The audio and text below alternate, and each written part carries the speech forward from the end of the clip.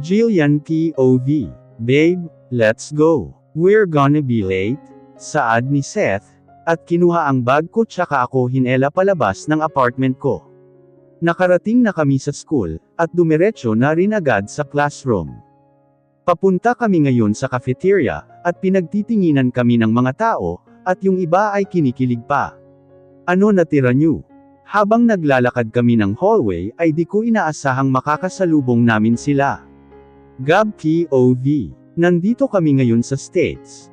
Iniisa-isa naming pinuntahan ang mga schools dito, para malaman kung saan siya nag-aaral. Habang naglalakad kaming tatlo papunta sa principal's office, ay nakasalubong namin siya na naka-holding hand sa lalaking Seth na yon. Jillian, natigil kaming lahat sa paglalakad, at nagkaharap-harap kami. Anong ginagawa niyo dito? Tanong niya habang nanginginig. Hinahanap ka, ba't mo ka-holding hands yang lalaking yan? Tanong ko. Pinutol ni Seth ang sasabihin niya. Girlfriend ko siya, bakit? May problema kayo? Maangas niyang tanong samin, at nagtinginan kaming tatlo. What the? Girlfriend? Sigaw ni Jeff. Anong girlfriend? Kasal pa yan. Sigaw ni Mig sabay turo kay Jillian. No, they are already over. Ha, you wish. For your information, walang balak pirmahan ni boss ang mga papeles. Because he will get you back. That's why we're here to find you. Saad ko sabay tingin kay Jillian na ngayon ay di makapagsalita. Di na kami magbabalikan pa. Ba't hirap na hirap kang sabihin yun? Tanong ko. Di ko na siya mahal. Ba't ka nauuto? Tanong ni Jeff. Kasi natetens ako, pagdepensa niya. Ang sabihin mo, hindi mo kayang banggitin yon, dahil mahal mo pa si Carlos, at hindi mo siya kayang iwan. At ikaw, rebound ka lang. Di ka magtatagal, sambit ni Mig sabay turo kay Seth. Nakita kong pinagtitinginan na kami ng mga tao, kaya pinigilan ko na sila. Remember this, Jillian. Carlos will never sign the papers. And he will get you back either you like it or not. Mauna na kami, buti nagkita na ulit tayo, saad ko. Bye Queen, paalam namin at umalis na doon. Habang naglalakad kami palabas ay biglang nagsalita si Jeff. Wait, baka pirmahan ni boss yung papeles, saad niya at napatigil kami sa paglalakad. What the? Why he would do that? Di ba nga, tulungan daw natin siyang bawiin si Jillian, saad ko. Yes, pero isipin niyo yung sinabi niya bago lahat ng yun, saad niya at napaisip ako. If nakita kong masaya na siya kay Seth, I'll sign this paper. Biglang umalangaw-ngaw sa utak ko ang sinabi niya. Oh, may point ka. Saad ni Migs.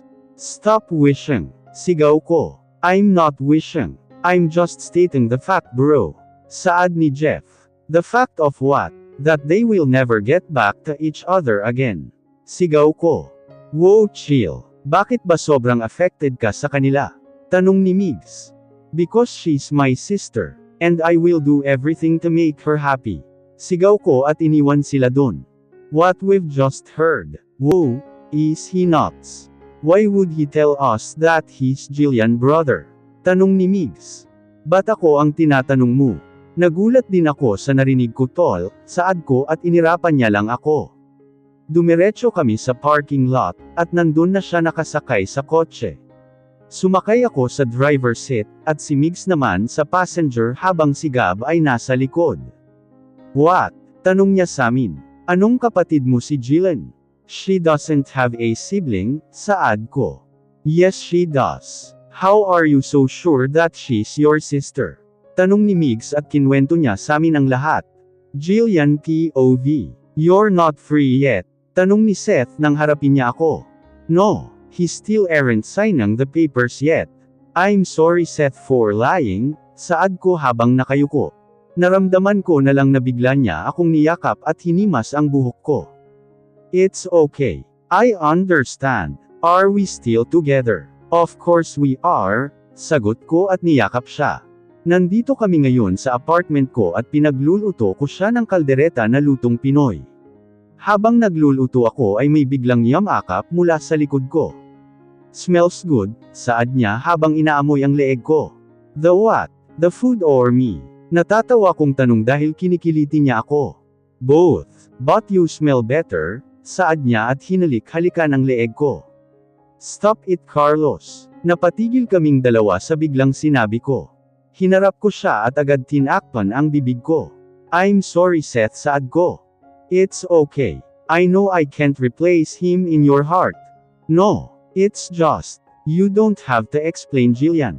I get it. I'll be at the living room if you need me, saad niya at iniwan ako doon. Tinuloy ko na lang ang pagluluto hanggang sa natapos ako.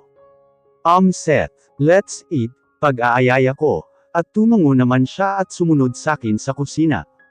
Sinandukan ko na siya ng pagkain, at umupo na ako sa tapat niya. Do you still love him? Halos mabilawkan ako sa biglang tanong niya. Agad niya naman akong inabutan ng tubig at ininom ko naman ito. Thank you, saad ko at binaba ang baso. What were you saying? Do you still love him? Pag-uulit niya. Who? Come on, don't be dumb. I know you know who I'm referring. No, I don't love him anymore, period. Don't ask again please, saad ko at tumango na lang siya kaya pinagpatuloy ko na ang pagkain. 2 years later, Jillian POV. It's been 2 years and I'm currently on my 3rd year of college. 2 years na rin kami ni Seth. Natutunan ko na rin siyang mahalin. Nag-iimpake ako ngayon dahil babalik ako ng Pilipinas kasama siya. Carlos finally signed the papers. I'm just going back to settle our annulment. Actually, I think I don't love him anymore. Thanks to Carlos, ay nagawa kong kalimutan si Carlos. Seth loved me even though I have an ex-husband. He loved me and treated me like a queen. He makes me feel that I am the luckiest girl to have him. Mga bagay na alam kong hindi ko mararanasan kay Carlos. Hey babe, you ready? Let's go, we're gonna be late for our flight, saad niya habang nakasandal sa pinto ng kwarto ko. Yeah, I'm done. Let's go. Kinuha niya ang malita ko, at dumiretso na kami sa parking lot. I can't wait for your final annulment. As soon as you'll get divorced. We'll get married, bulong niya at hinalikan ang kamay ko. Of course we will. Seth is already my fiancé. He proposed to me in our 2nd anniversary. Pero hindi kami agad ikakasal. We'll just graduate first then we'll get married. Nakarating na kami sa Pilipinas, at napangiti naman ako nang masilayan ko muli ang bansang pinanggalingan ko. You miss being here, ha? Saad niya. Yeah. Hey, dun tayo sa bahay ng parents ko. They are on their vacation in Paris, so we have the house all by ourselves. I like that, bulong niya sabay kagat sa ibabang labi niya. Gab POV. Bro, nakauwi na daw yung kapatid mo? Tanong ni Jeff. Nandito kami ngayon sa tambayan namin dito sa university.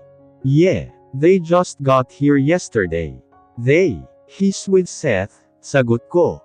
Bro, mukhang malabo na talaga magkabalikan ang dalawa saad ni Migs. Wag niyo ngang sabihin yan. Singit ni Reese nakakarating lang. What's the point? Tanong nito. Akala ko ba gusto mong pasayahin ang kapatid mo, kaibigan tanong naman ni Kim. Guys look. We've been spying Jillian for 2 years. We all saw how happy she is when she's with Seth, right? I know I've said that I want her to be with Carlos. But, we can't just force her to love him, dugtong ko. Riz POV. Will not force her, saad ko at nilingon nila ako. What has to be forced when she still loves Carlos? Tanong ko. What do you mean? Tanong ni Jeff. Before Jillian left and followed Seth, she met with us first. Flashback. Do you really have to go? Naiiyak na tanong ni Kala. I'm sorry guys, I just need some time away from him. Yeah, we understand that, but seriously. Sa States talaga, susundan mo yung Seth na yun.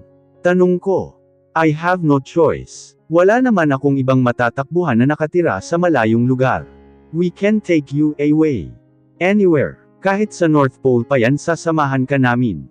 Pero bakit si Seth talaga? Tanong ni Kim. I don't want you guys to get involved in my problem. Besides, you all have your own problems. Umamin ka nga, ayaw mo na ba kayong magkabalikan? Tanong ko. I don't know. Mahal mo si Seth no? Diretsiyahang sambit ni Kim. Of course not. Si Carlos, mahal mo pa. Tanong ko. I don't know. Oo at hindi lang Jillian. Mahal mo pa siya. Tanong ko pero hindi siya sumagot. Jillian. Oo na. Then why are you leaving him? I need time away from him. I promise myself I'll come back to him if he change. End of flashback. Kaya pala sinabi niyo sa amin na pilitin namin si boss na magbago, saad ni Migs at tumango ako. So, may possibility pang magbalikan sila. Sabay na tanong ng dalawa. Yes, no. Napalingon kami kay Gab nang bigla siyang no. Anong no? Tanong ni Kala at hinampas si Gab na nakasandal sa puno at naka-cross arms. Totoo naman natatawa niyang tanong. Anong nalanghap neto? Paano mo naman nasabi yun? Tanong ni Migs. She's engaged, saad niya at biglang sumeryoso ang mukha niya. What? Halos pagtinginan na kami ng mga estudyante sa sobrang lakas naming sumigaw. Paano mo nalaman? Seth proposed to her on their second anniversary. How do you know this and we don't? Reklamo ni Kala. Sino ba sa ating lahat ang nag-aapurang umuwi nung nakita natin silang naglalandiin? Tanong niya at isa-isa kaming tinignan. He has a point. We just can't bear to see that she's with another man. So, she said yes. Tanong ni Jeff. I don't know, but I saw her nodded, and Seth wore the ring into her finger. Kailan yung huling hearing? Tanong ko. Tomorrow, sagot ni Gab. We'll come, saad naming lahat. Tumango lang siya at sumandal ulit sa puno. Risk POV. Remember, wag muna kayong lumapit kay Jillian until we say so, bilin ni Gab. Ewan ko ba't pa nila kami pinagbabawal ang lumapit sa kanya. Tumango na lang kami, dahil baka hindi pa kami isama ng mga to. Nakarating kami sa courtroom and wala pa sila doon. Carlos, you okay? Tanong ko at umiling siya. Yeah, ano daw? Excited to see her again. Tanong ni Kim. No, napanganga kaming lahat dahil sa naging sagot niya. Why would I be excited to see her for the last time? I know this will be the last time I will see her.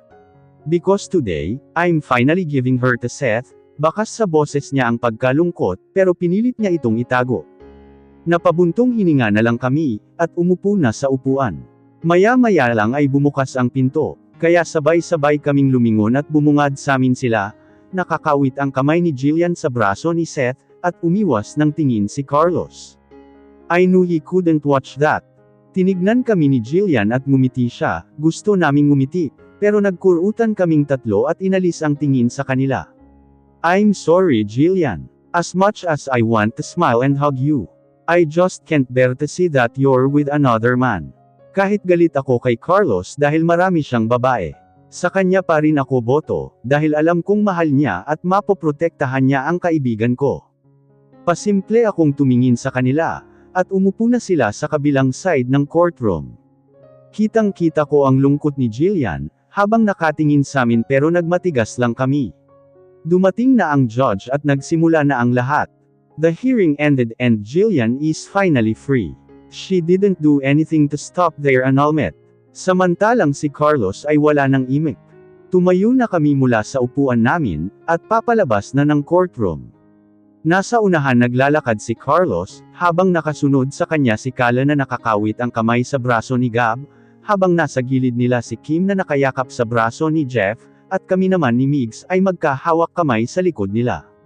Guys, napatigil kaming lahat sa paglalakad nang magsalita siya.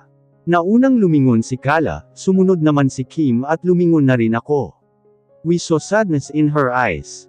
But we kept our faces blank. Bakit? Tanong ko. Can we talk? Please. Tanong niya habang pinaglalaroan ang kamay niya. Siguro tayo lang ang mag-uusap, dahil hindi ka kakausapin ng mga to. Saad ko dahil hindi nilingon ng mga lalaki si Jillian lalo na si Carlos na nakatayo lang doon. It's okay. Can we talk in private? Nilingon ko si Migs at bahagya siyang tumango, kaya nilingon ko naman sila Kala at tumango din sila. Binitawan namin ang mga jowa namin, at umalis na sila doon kasama si Carlos. Akala ko ba privately, ba't nandito pa yung fiancé mo? Pagdidiin ni Kala sa salitang fiancé. Seth, please wait for me in the car. Okay babe, saad niya at hinalikan sa ulo si Jillian. Di ko kayang tignan. Ngayon, kaming apat na lang ang naiwan sa loob ng courtroom. Riz, saad niya at hahawakan sana ang kamay ko, pero umatras ako. Galit ba kayo sakin? Tanong niya. Oo Jillian, sambit ni Kim. Bakit? Nagtanong ka pa, saad ni Kala. Jillian, pinangako mo samin na magbabalikan kayo. Sinabi mo samin na kailangan mo lang magpakalayo-layo. Bakit mo pinagpalit yung pinsan ko? Tanong ko. Pinsan? Yes Jillian. Riz is Carlos' cousin, singit ni Kim. I'm sorry, saad niya sabay yuko. You said you will come back if he change. Saad ko. He didn't change, right? Pag-aalinlangan niya. He didn't change. Really? Jillian, you don't know how hard Carlos had been through just to change himself, because he believes that you'll come back and now, you will say that he didn't change. Kung sa bagay, paano mo nga naman malalaman, busy ka sa Seth na yun sa States. Sambit ko at napayuko na lang siya. Napadaan ang mata ko sa kamay niya, at nakita ko ang singsing sa ring finger niya. Congrats pala saad ko na ikinaangat ng ulo niya. Ikakasal ka na sa taong mahal mo. Sana masaya ka Jillian saad ko, at nilingon ang dalawa sa likod ko. Let's go. Naluluha na ako, kaya hindi ko na kayang humarap kay Jillian. Let's go, bulong nila. Bye Jillian. Best wishes to you and to Seth. Hope you have a happy ending, saad ko at kinagat ang labi ko. Bye Jillian. Take care always, sambit ni Kim. Bye Jillian. Hope that you will be happy with Seth saad ni Kala. Tinalikuran na namin siya at lumabas na ng courtroom, at nakasalubong namin si Seth. Where is she? Blankong ekspresyon niyang tanong samin. Nasa loob. Sana nasiyahan ka dahil tagumpay mong naaga si Jillian. Ingatan mo siya kundi bubugbugin kita, pagbabanta ko at umalis na kami doon. Nang makalabas kami ng courthouse, ay hindi ko na mapigilan ang mga luha ko. Nakayakap ngayon yung dalawa sa magkabila kong braso, at napapansin ko rin ang panay-punas nila ng mga mata nila. Nakarating kami sa parking lot, at nakita namin sila na nakasandal sa kotse. Ba't naiyak kayong tatlo? Tanong ni Gab habang nakapamulsa. Wala, hatid na namin kayo at may pupuntahan pa kami, saad ni Migs. Saan kayo pupunta? Tanong ni Kim. Sa bar. Nag-aayaya si boss uminom. Nasaan siya? Tanong ni Kala. Nauna na. Alam niyo namang hindi niya kayang makita si Jillian na may kasamang iba. Sama kami, saad ko at tumungo naman sila Kim. Okay, halika na. Nauna na silang sumakay at papasakay na sana ako ng kotse, nang makita ko si Jillian lumabas ng courthouse na naiyak. Gusto ko siyang yakapin at patahanan, pero may gumagawa na nun. Si Seth yakap-yakap niya ngayon si Jillian at pinapatahan. Let's go. Wala tayong mapapala kung tititigan lang natin sila, biglang sambit ni Migs. Tumungo ako at sumakay na ng kotse. Bye Bessie, bulong ko habang nakatingin sa kanila mula sa bintana.